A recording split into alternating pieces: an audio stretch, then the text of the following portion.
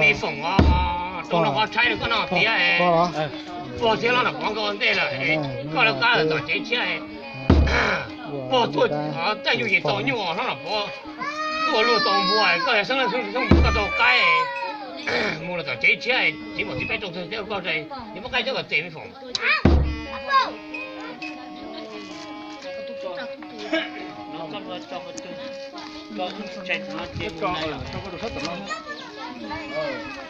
等到地来了，好吗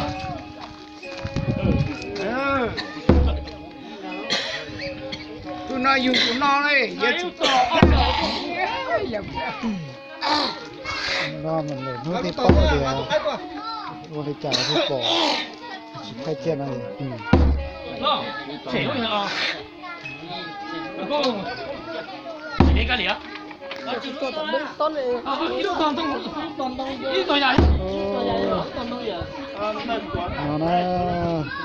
nước thì bỏ thì rồi thì chả tôi chả này tôi lý do là bỏ thì lúc đó bỏ thì chả tôi tạo ra sự kiện cho thầy nè làm đây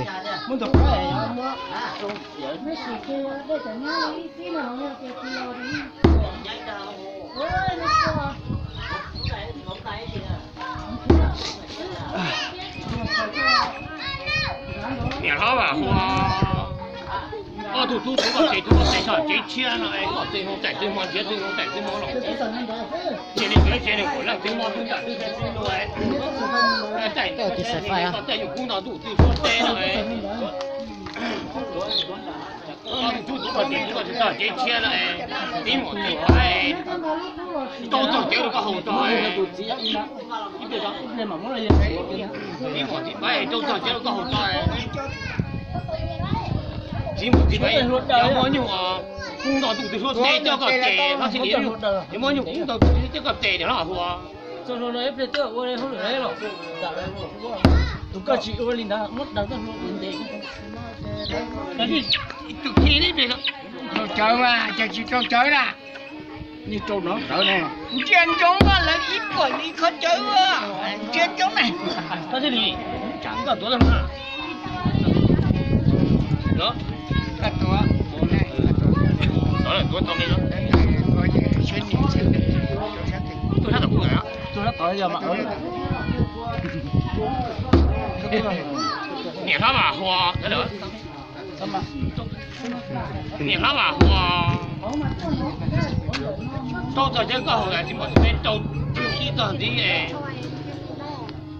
Nó chỉ là người ở chỗ đi mua nhiều cung nào tôi thấy cho có tiền để chế钱呢。cứ có mình thấy nó rất tối à tàu đó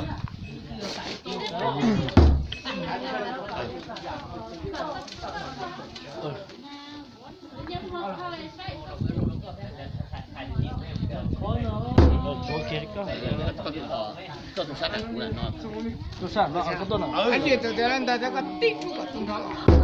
Trời ơi nó không chạy gì cũng chứ.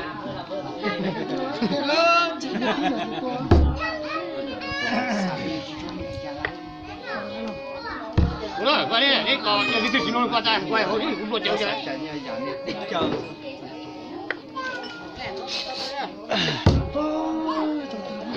Nè nó vào hoa. Thủ tục cũng có tiền tôi thường để chế chia nó để cho có. Đấy là cái số tiền chính của đi phải. Cho con của bạn của tôi thường để chế chia nó ấy. Nhưng cũng đó tôi sẽ để cho có tiền, họ thì lấy cho có tiền tài nó ấy. Nè nó vào hoa. Có tiền không để tiền hoàn thiện tiền không để tiền hoa lủng cũng là chia lý trên nên cổ lăng tiền mua tiền đặt tôi sẽ tùy lùi. Lúc nào cần tiền đảm bảo số tôi